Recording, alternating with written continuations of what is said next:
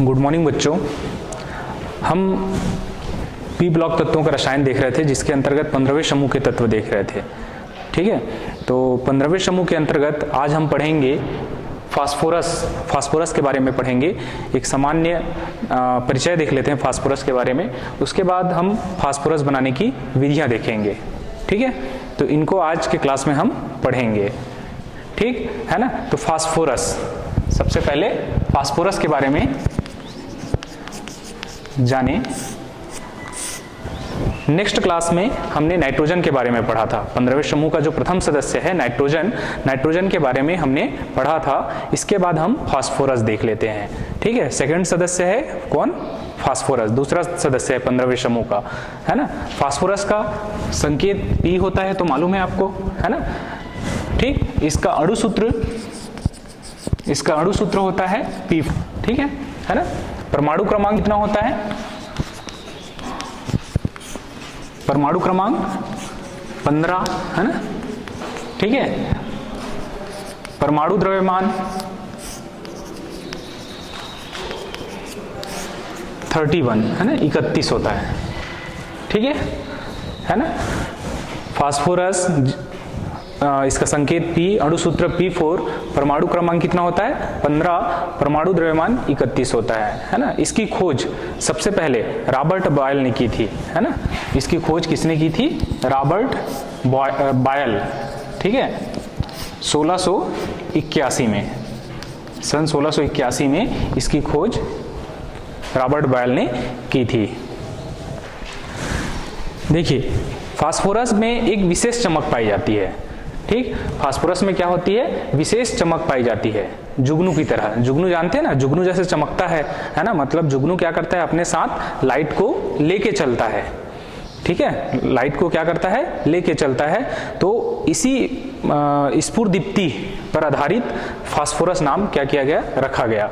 ठीक है, फास्फोरेंस, है ना। फास्फोरेंस स्फुरदीप्ति, विशेष चमक वाला तत्व, है ना, जिसके आधार पर क्या रखा गया?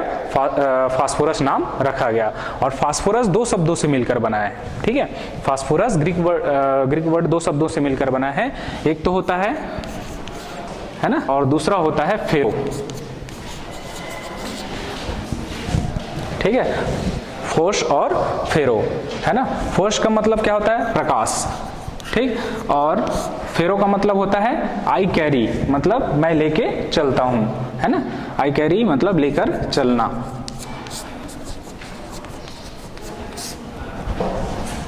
मतलब प्रकाश को लेकर चलना। ठीक है, प्रकाश को लेकर क्या करना? चलना। ठीक है ना। तो ये फास्फोरस के बारे में सामान्य बातें हो गई। अब तो मालूम है आपको 15वें समूह के अंतर्गत, है ना, सेकंड सदस्य है। ठीक है, नाइट्रोजन के बाद सेकंड सदस्य है नाइट्रोजन। और फास्फोरस के बारे में हम दोनों में तुलनात्मक अध्ययन देखें, है ना। तुलनात्मक अध्ययन देखते हैं, क्योंकि फास्फोरस और नाइट्रोजन और फास्फोरस एक ही समूह के सदस्य हैं। तो नाइट्रोजन और फास्फोरस जो दोनों की जो संयोजकता होती है ना, दोनों की जो संयोजकता होती है वो कितनी होती है? +3 और क्या होती है? +5 होती है। ठीक है, संयोजकता, दोनों की संयोजकता हम देखें, तुलनात्मक अध्ययन कर रहे हैं, है ना। तुलनात्मक अध्ययन देखें नाइट्रोजन और फास्फोरस के बीच में, तो दोनों की संयोजकता +3 और क्या होती है? +5 होती है। ठीक है ना। देखिए, दोनों एक ही समूह के सदस्य हैं, फिर भी क्या है? दोनों में भिन्नता पाई जाती है। दोनों में क्या पाई जाती है? भिन्नता। जैसे नाइट्रोजन क्या है? ठोस गैस है ना। नाइट्रोजन क्या है? में पाया जाता है। और फास्फोरस क्या होता है? नरम, है ना। नरम क्या होता है? ठोस होता है। ठीक, और क्या? नाइट्रोजन जो होता है द्विपरमाणुक है ना। द्विपरमाणुक अवस्था में पाया जाता है। और फास्फोरस क्या है? चतुर्परमाणुक अवस्था में पाया जाता है। ठीक है ना। तो इनमें कुछ डिफरेंस है ना। दोनों में क्या है? डिफरेंस है। जैसे और हम देख सकते हैं, नाइट्रोजन जो है क्या करता है? बहुबंध बनाने की प्रवृत्ति होती है नाइट्रोजन में, है ना। और फास्फोरस में बहुबंध बनाने की प्रवृत्ति नहीं होती। ठीक है, तो कुछ बातें हैं जो नाइट्रोजन से क्या है? डिफरेंस है। ठीक है जी। ठीक, तो ये फास्फोरस के बारे में क्या हो गया? सामान्य जानकारी हो गया। ठीक, आगे बढ़ें।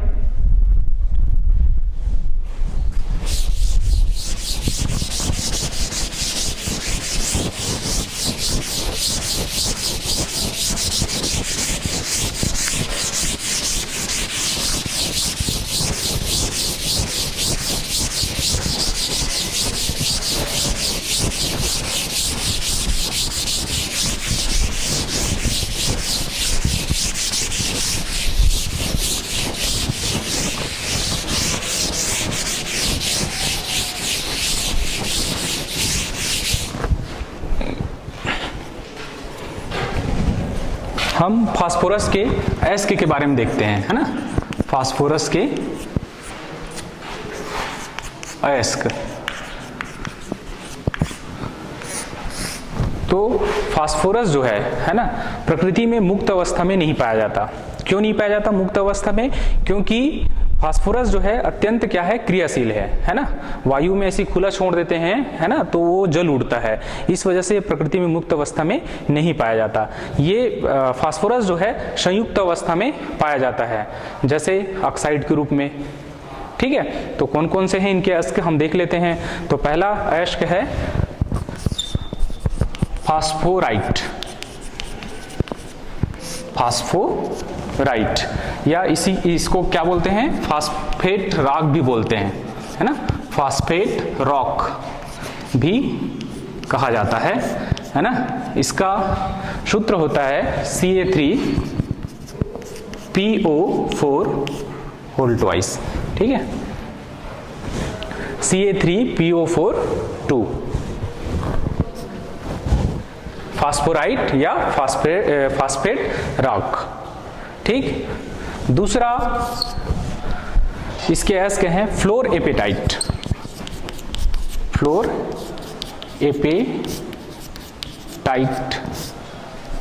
फ्लोरएपेटाइट, ठीक है ना। इनका सूत्र है 3Ca3PO4, है ना, PO4 2 और Ca2, है ना, इसका ये सूत्र है। ठीक है ना, ये है फ्लोरएपेटाइट 3Ca3PO4 2 CaF2। ठीक, इसके बाद तीसरा नंबर क्लोरएपेटाइट।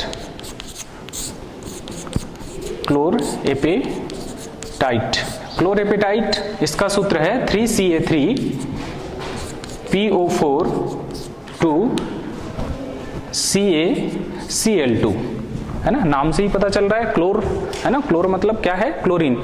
जैसे यहाँ पर फ्लोर है तो क्या है, फ्लोरीन, है ना। ठीक है, अंतर बस फ्लोरीन और क्लोरीन में है, दोनों में, है ना, एस्कों के इसके एस्क में। ठीक है, मतलब फ्लोरएपेटाइट और क्लोरएपेटाइट में दोनों में अंतर खाली फ्लोरीन और क्लोरीन का अंतर है ना। सूत्र याद रखने का एक अच्छा तरीका है, ये याद हो जाएगा तो ये भी याद हो जाएगा। ठीक, उसके बाद है विवेनाइट।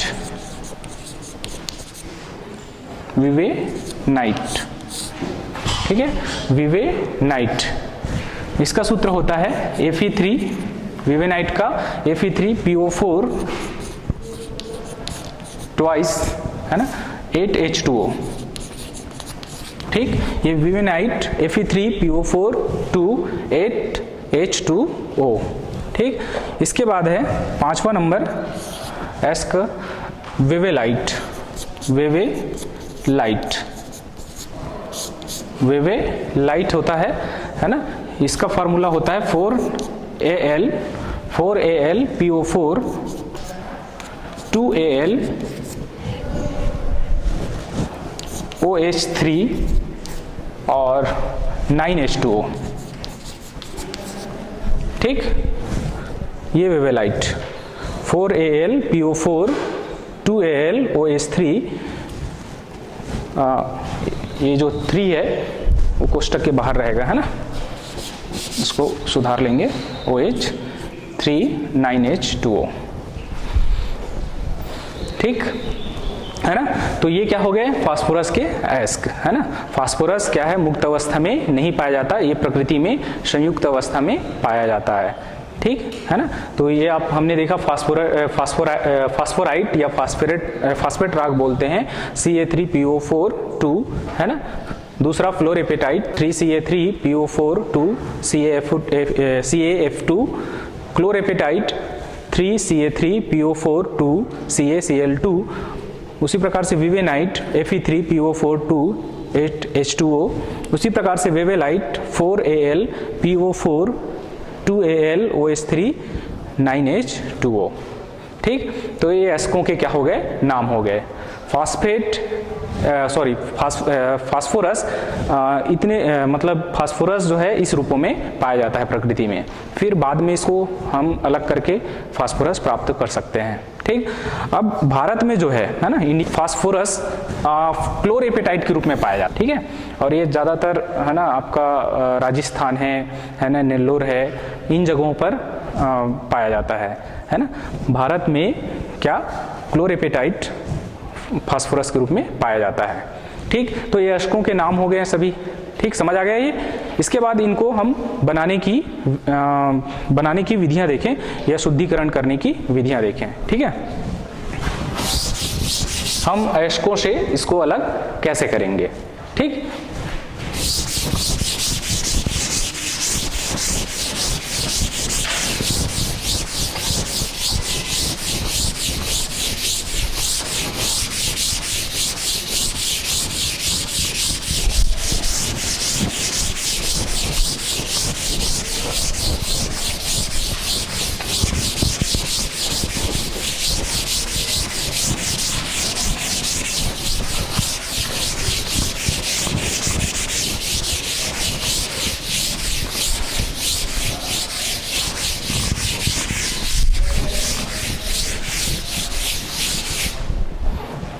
बनाने की विधियां नहीं है ना, सॉरी मैंने बनाने की विधियां बोला है ना, इसको प्राप्त करने की विधियां है ना। फास्फोरस को कैसे प्राप्त किया जाता है, तो फास्फोरस जो है हड्डियों और खनिजों से प्राप्त किया जाता है। इसके दो स्रोत हैं, है ना।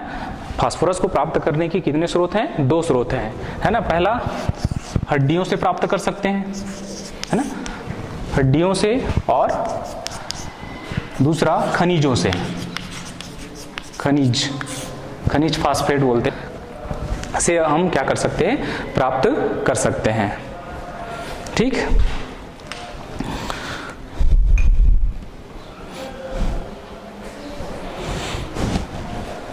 इसको फास्फेट लिखेंगे। तो पहला विधि देखें, इसको प्राप्त करने की पहली विधि है, पुरानी विधि है ना, पुरानी विधि है, पुरानी विधि से फास्फोरस प्राप्त करना, फास्फोरस प्राप्त करना, ठीक है। किनके माध्यम से, हड्डियों और खनिज फास्फेट के माध्यम से, ठीक है। हड्डियों और खनिज फास्फेट के माध्यम से हम फास्फोरस कैसे प्राप्त करते हैं, ठीक। तो हम हड्डियों से देखते हैं, हड्डियों से कैसे प्राप्त करेंगे, ठीक। तो इसकी विधि क्या है, प्राप्त करने की विधि देखें, है ना। विधि तो हड्डियों को सबसे पहले अब हम क्या करते हैं, हड्डियों में क्या होता है, वसा होता है ना, तेल होता है, उस पृथक कर लेते हैं। तो तेल को पृथक करने, वसा को अलग करने के लिए हम इसको कार्बन डाइसल्फाइड में घोलते हैं, जिससे वसा क्या हो जाता है, अलग हो जाता है, ठीक है। तो हड्डियों को कार्बन डाइसल्फाइड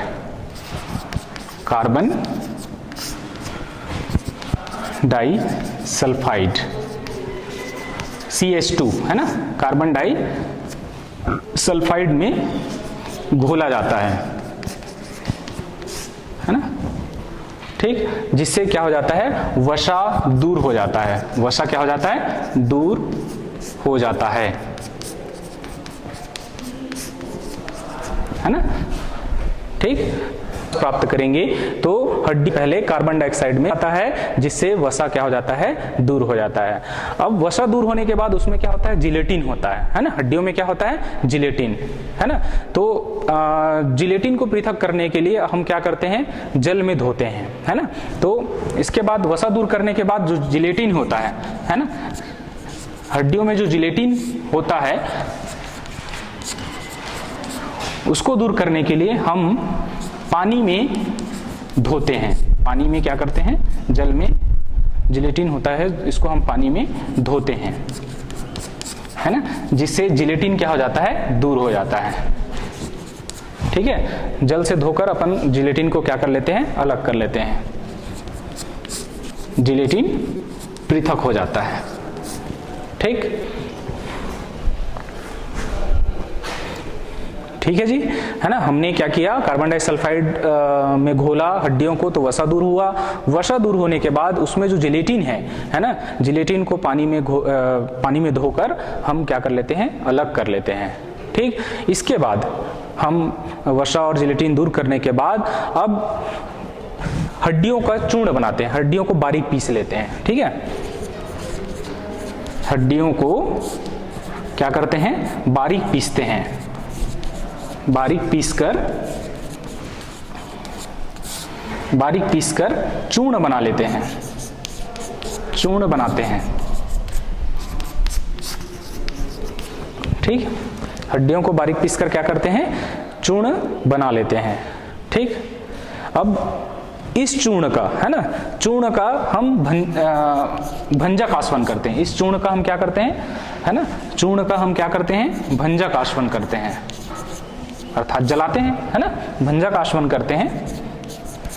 भंजक आसवन के माध्यम से, है ना, इसको जलाते हैं तो हमको क्या मिलता है, कोयला मिलता है, जिसको हम क्या कहते हैं, जानताव कोयला कहते हैं, जानताव कोयला, है ना। हमको क्या मिलता है, जानताव कोयला मिलता है।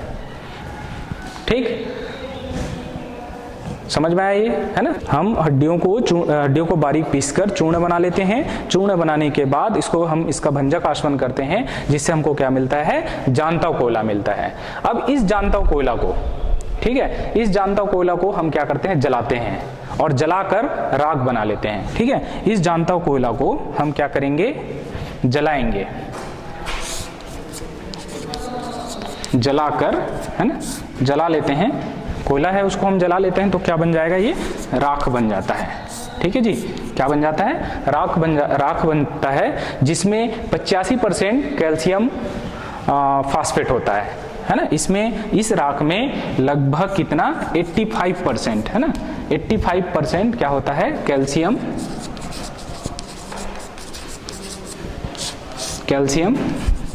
फास्फेट होता है। ठीक है ना, राख में जो 85% क्या होता है, कैल्शियम फास्फेट होता है। ठीक, तो यहां तक समझ आ गया, कैल्शियम फास्फेट तक, है ना। ठीक है जी, जलाकर जानताव कोयला जो हमको मिला उसको फिर जलाकर हम क्या करते हैं, राख बनाते हैं, जिसमें 85% क्या होता है, कैल्शियम फास्फेट होता है। ठीक है, इस कैल्शियम फास्फेट को हम सांद्र सल्फ्यूरिक अम्ल के साथ फिर क्या करते हैं, अभिक्रिया कराते हैं। ठीक है, कैल्शियम फास्फेट और सांद्र सल्फ्यूरिक अम्ल दोनों को क्या कर देते हैं, मिला देते हैं। तो मिलाने पर क्या बनता है, तो फास्फोरिक अम्ल बनता है। ठीक है, उसमें, ठीक, यहां तक हो गया।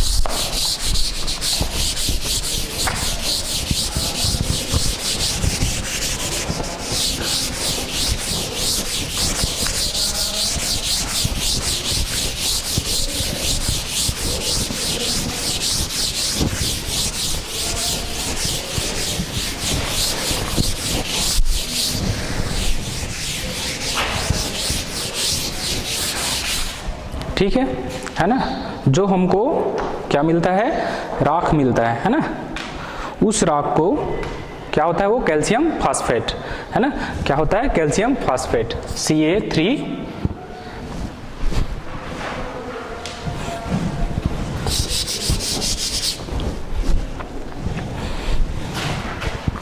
Ca3PO4, है ना, कैल्शियम फास्फेट 2, है ना, प्लस, ठीक, कैल्शियम फास्फेट होता है। इसको हम क्या करते हैं, सांद्र सल्फ्यूरिक अम्ल H2SO4 भाग लेकर, है ना, इसके साथ क्या करते हैं, दोनों को मिक्स कर देते हैं। ठीक है, तो मिक्स करने पर, है ना, दोनों की क्या होती है, दोनों अभिक्रिया करते हैं और अभिक्रिया करके क्या बनाता है, कैल्शियम सल्फेट, ये बनाता है 3CaSO4, कैल्शियम सल्फेट बनाता है। ठीक, और आपका H3PO4, है ना, क्या आर्थोफास्फोरिक अम्ल बनाता है। ठीक, क्या बनाता है? आर्थोफास्फोरिक अम्ल। दो भाग हो गए, है ना। आर्थोफास्फोरिक अम्ल बनाता है। ठीक, इस आर्थोफास्फोरिक अम्ल को, ठीक है, इस आर्थोफास्फोरिक अम्ल को हम क्या करेंगे, H3 जो PO4 है ना, इसको हम फिर गर्म करते हैं। ठीक, क्या करेंगे? गर्म करते हैं। जो हमको क्या मिला? H3PO4, है ना। क्या है वो? आर्थोफास्फोरिक अम्ल। इसको हम क्या करते हैं? गर्म करते हैं। H3PO4 इसको हम गर्म करेंगे, तो गर्म करने पर हमको मेटाफास्फोरिक अम्ल मिलता है। क्या मिलता है? मेटाफास्फोरिक अम्ल, HPO3 प्लस यहाँ पर पानी अलग हो जाता है। ठीक, ये है आपका मेटाफास्फोरिक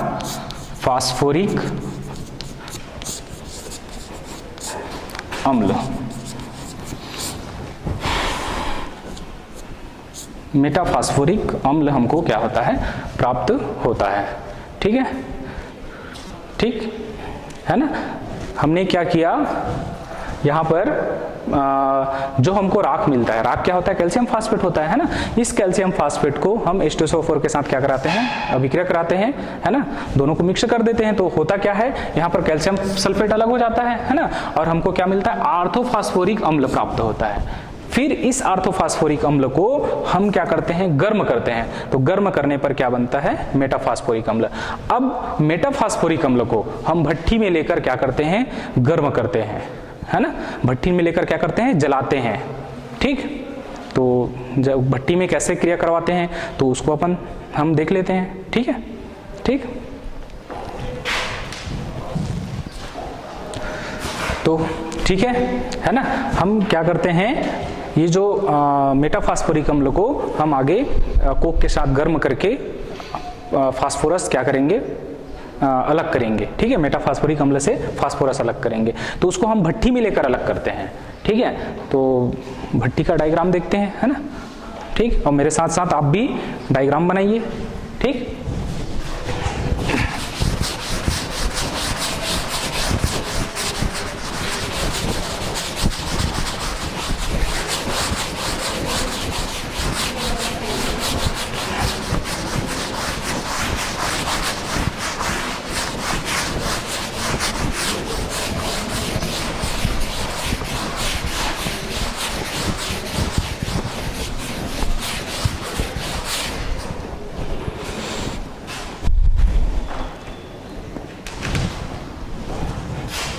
एक भट्ठी है ना, भट्ठी होती है जो अग्नि सह ईंटों की बनी होती है।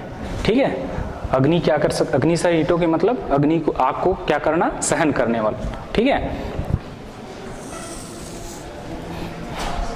ठीक, इस प्रकार से बना लीजिए।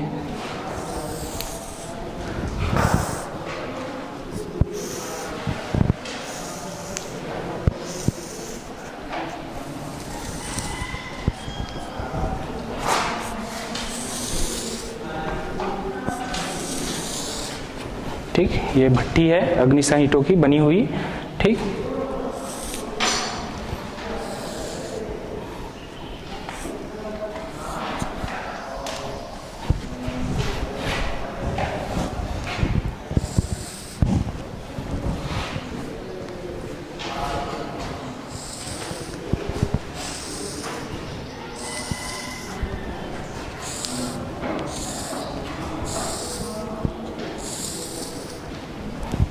इस प्रकार से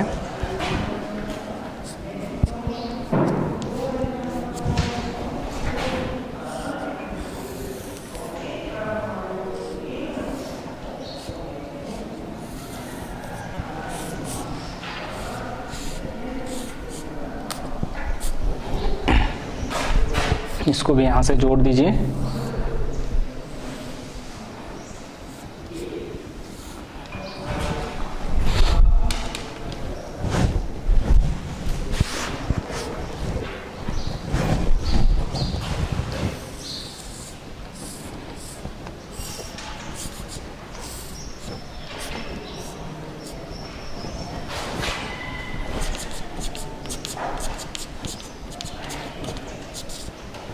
इसमें जल रखा होता है।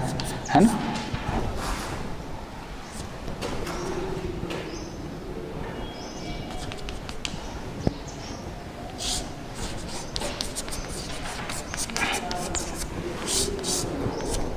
फास्फोरस,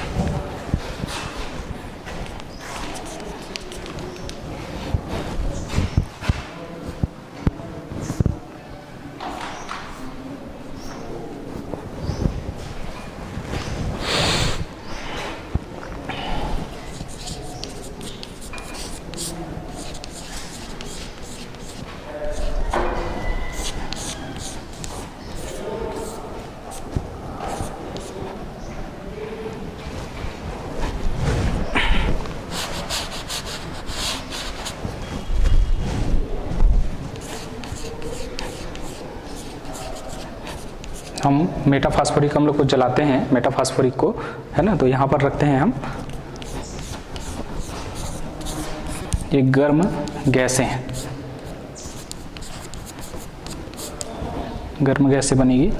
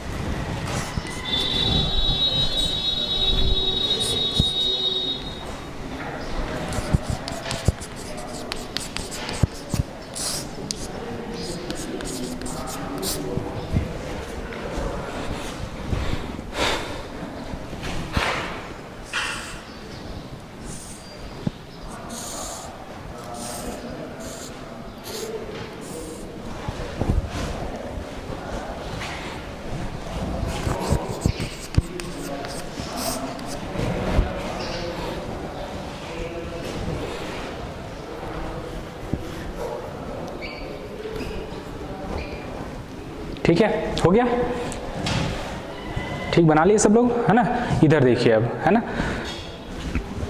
हमने क्या किया, मेटाफास्फोरिक, है ना, मेटाफास्फोरिक अम्ल तक देखा था, है ना। तो मेटाफास्फोरिक अम्ल को हम कोक के साथ, है ना, ये कार्बन दोनों को मिक्स करके क्या करते हैं, जलाते हैं, भट्टी में लेकर क्या करते हैं, जलाते हैं। तो मेटाफास्फोरिक अम्ल HPO3, है ना, 4 भाग लेते हैं प्लस 12 भाग कार्बन, है ना, मतलब कोक, दोनों को लेकर हम क्या करते हैं, जलाते हैं। ठीक, तो क्या बनता है, P4 प्लस कार्बन जो मोनोऑक्साइड होता है ना, वो बन के क्या हो जाता है, बाहर चला जाता है। ठीक है, जलाएंगे तो कार्बन मोनोऑक्साइड गैस बनेगी, प्लस 2H2O, 2H2, वाटर नहीं होगा, 2H2 होगा। ठीक, हम क्या करते हैं, ये जो मेटाफास्फोरिक अम्ल को, है ना, कोक के साथ, है ना, भट्टी में क्या करते हैं, गर्म करते हैं। ठीक है, गर्म करने पर फास्फोरस क्या हो जाता है, ये P4 अलग हो जाता है। ठीक, तो इसका वर्णन देख लीजिए, है ना। जो हमको मेटाफास्फोरिक अम्ल मिला रहता है उसको हम कार्बन के साथ मिक्स करके भट्टी में, है ना, डाल देते हैं। ये जो भट्टी बनी होती है अग्निसह ईंटों की बनी होती है, इस प्रकार की ये भट्टी होती है ना, इस प्रकार की क्या होती है, एक भट्टी होती है जो अग्निसह ईंटों की क्या होती है, बनी होती है। ठीक है ना। और इस जो मेटाफास्फोरिक अम्ल कार्बन जो हम कोक लिए हैं उसको क्या करते हैं, एकदम लाल होते तक गर्म करते हैं, है ना, रक्त तप्त तक क्या करते हैं, गर्म करते हैं। गर्म करने पर, है ना, क्या फास्फोरस के क्या बनते हैं, वाष्प बनते हैं। फास्फोरस के क्या बनते हैं, वाष्प बनते हैं। इस वाष्प को, है ना, हम एक साइड में क्या कर लेते हैं, अलग कर लेते हैं।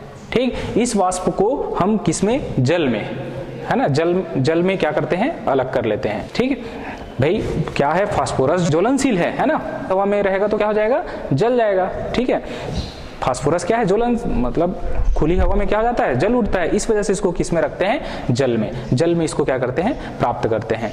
जो गैसें बनती है ना, कार्बन मोनोऑक्साइड जो गैसें होती है वो बाहर निकल जाती है। ठीक है, तो इस प्रकार से हम फास्फोरस को क्या करते हैं, अलग करते हैं। ये पुरानी विधि है ना, पुरानी विधि से फास्फोरस को अलग करना। ठीक, समझ आ गया ये, है ना। ठीक है, कोई प्रॉब्लम तो नहीं, है ना। आगे बढ़ते हैं। ठीक, अब हम फास्फोरस को प्राप्त करने की, है ना, फास्फोरस प्राप्त करने की आधुनिक विधि देख लेते हैं। आधुनिक विधि के माध्यम से कैसे फास्फोरस को अलग किया जाता है।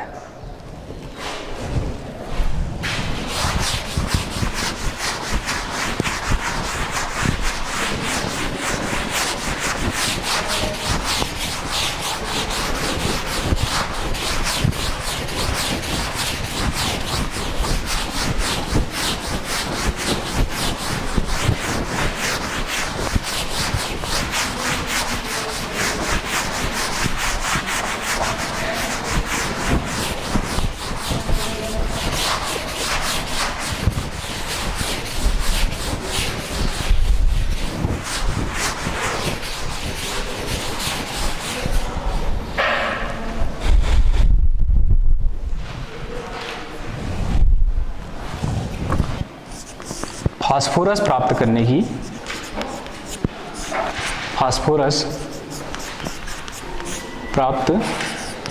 करने की आधुनिक विधि।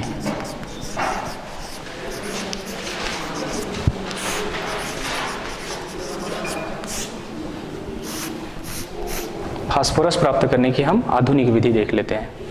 ठीक है, तो आजकल इसी विधि से फास्फोरस प्राप्त किया जाता है। हड्डियों खनिज फास्फेट से इसी विधि के माध्यम से फास्फोरस क्या किया जाता है, प्राप्त किया जाता है। तो इसमें जो हम जो कैल्शियम फास्फेट होता है ना, कैल्शियम जो फास्फेट होता है उसको हम क्या करते हैं, सिलिका और कार्बन के साथ, कोक के साथ मिलाकर इसको भी गर्म करके हम फास्फोरस प्राप्त करते हैं। तो इसको कैसे प्राप्त करते हैं, तो इनका हम चित्र देख लेते हैं, है ना, डायग्राम देख लेते हैं। ठीक,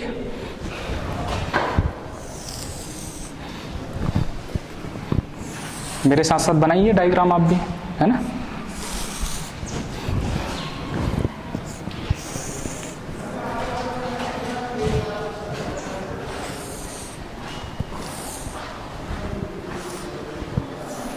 इस प्रकार से, है ना, एक सर्पिल आकार का, है ना, सर्पिल आकार का क्या होता है, कन्वेयर होता है ना, सर्पिल आकार का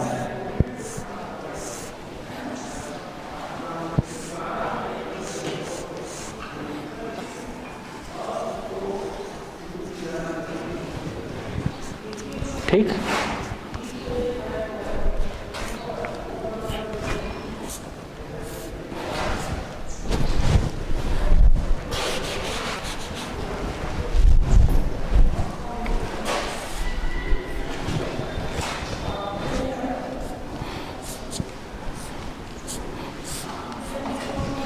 ये विद्युत भट्ठी होती है, ये भी, है ना, क्या होती है, विद्युत भट्ठी, है ना। इसमें क्या होते हैं, इलेक्ट्रोड लगे होते हैं। ठीक है, हम विद्युत विधि द्वारा क्या करते हैं, अलग करते हैं। ठीक, तो इसमें इलेक्ट्रोड लगे होते हैं। इस प्रकार से ये इलेक्ट्रोड हैं। ठीक, कार्बन इलेक्ट्रोड, ठीक, कार्बन के इलेक्ट्रोड होते हैं। ये भी कार्बन के इलेक्ट्रोड है। इसके ऊपरी साइड में, है ना, ऊपरी भाग में फास्फोरस, है ना, वाष्प जो अलग होता है उसके लिए क्या होता है, एक साइड में जगह होता है ना, यहाँ से फास्फोरस वाष्प अलग होता है ना। इस फास्फोरस वाष्प को अपन पानी में क्या करते हैं, जल में एकत्र करते हैं। ठीक है ना। यहाँ पर एक क्या होता है, कीप भी होता है। कीप के माध्यम से, सर्पिल आकार के कन्वेयर और कीप के माध्यम से धान की जो कीप होती है ना, धान को उठाने वाली जो मशीन होती है ना, धान से चावल अलग करने वाली जो मशीन होती है, वैसी टाइप की क्या होती है, कीप होती है, इस प्रकार से। ठीक है,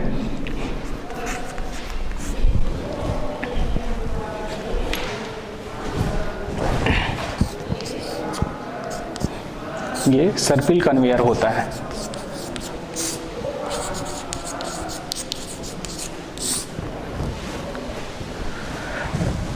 इसमें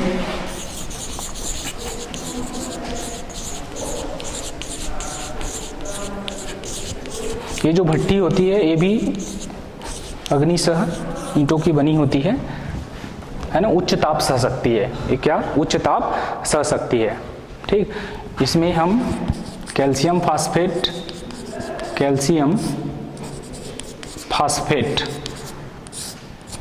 फास्फेट प्लस रेत प्लस कोक, कार्बन, है ना, मिलाते हैं। ठीक है, मिलाकर यहाँ कीप के माध्यम से इसको डालते हैं। ठीक, यहाँ से साइड से स्लैग मतलब धातुमल अलग हो जाता है। धातुमल अलग होने के लिए क्या है, ये रास्ता है, जगह है यहाँ पर। ठीक, बना लिए।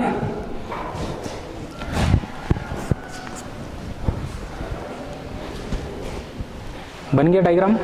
है ना। देखिए हम फास्फोरस प्राप्त करने की क्या देख रहे हैं, आधुनिक विधि देख रहे हैं। हड्डियों या खनिज फास्फेट से फास्फोरस कैसे प्राप्त करते हैं। तो ये जो आधुनिक विधि है इसमें विद्युत धारा प्रवाहित करके, है ना, विद्युत धारा प्रवाहित करके, है ना, कैल्शियम फास्फेट रेत प्लस कोक, है ना, के मिश्रण को क्या किया जाता है, जलाया जाता है। जलाकर क्या किया जाता है, फास्फोरस वाष्प या फास्फोरस क्या किया जाता है, प्राप्त किया जाता है। तो इसमें क्या होती है, एक भट्ठी होती है जो उच्च ताप सह सकती है ना। क्या होती है, एक भट्ठी होती है, ठीक है, इस प्रकार की बनी हुई एक भट्ठी होती है। ये इसमें एक साइड में क्या होता है, सर्पिल आकार का कन्वेयर होता है जो घुमाने के लिए, है ना, घुमाने के लिए क्या होता है, मिक्स करने के लिए क्या होता है, सर्पिल आकार का कन्वेयर होता है, ठीक है। एक साइड पे, भट्टी के एक साइड में फास्फोरस प्राप्त करने के लिए क्या होता है, जगह होता है ना। इधर से फास्फोरस वाष्प जो भी बनेगा वो हमको प्राप्त होगा, ठीक है ना। ऊपर में क्या होता है, कीप होता है जिसके माध्यम से हम क्या करते हैं, कैल्शियम फास्फेट रेत और कोक को क्या करते हैं, डालते जाते हैं, ठीक। डालने के बाद यहाँ पर, है ना, हम नीचे साइड 2 इलेक्ट्रोड लगे होते हैं, है ना, कार्बन के क्या लगे होते हैं, 2 इलेक्ट्रोड लगे होते हैं। और हम जैसे ही विद्युत धारा क्या करेंगे, इसमें प्रवाहित करेंगे तो क्या हो जाएगा, ताप बढ़ेगा, है ना। और लगभग ताप कितना होता है यहाँ, है ना, कितने टेम्परेचर पर अभिक्रिया होती है, 1000, है ना, 1000 से लेकर 1500 सेंटीग्रेड, है ना, इतना टेम्परेचर पर क्या होती है, ये अभिक्रिया होती है, ठीक। यहाँ का टेम्परेचर कितना रहता है, 1000 से लेकर 1500 तक, है ना, ठीक। तो इसमें अभिक्रिया क्या होती है देखें, है ना। पहले तो कैल्शियम फास्फेट और रेत अर्थात सिलिका, है ना, दोनों अभिक्रिया करके क्या बनाता है, फास्फोरस पेंटाऑक्साइड बनाता है, ठीक। तो देखें Ca3, है ना, Ca3PO4 2 प्लस 6SiO2, है ना, ये सिलिका है अर्थात रेत, है ना, सिलिका, दोनों अभिक्रिया करते हैं, है ना। 1000 से लेकर 1500 सेंटीग्रेड पर क्या होता है, दोनों अभिक्रिया करते हैं। अभिक्रिया करने के बाद इसमें क्या मिलता है हमको, फास्फोरस पेंटाऑक्साइड P4, है ना, O10, ठीक, ये प्राप्त होता है। और धातुमल के रूप में हमको 6CaSiO3 ये प्राप्त होता है ना, जिसको क्या बोलते हैं, कैल्शियम सिलिकेट है। ये क्या है, ये कैल्शियम सिलिकेट, ठीक। फिर इस फास्फोरस जो पेंटाऑक्साइड है ना, फास्फोरस जो पेंटाऑक्साइड है, इसको हम कार्बन के साथ, मतलब कार्बन के साथ फिर ये क्या करता है, अभिक्रिया करता है। और अभिक्रिया करके फास्फोरस को क्या कर देता है, अलग कर देता है, ठीक।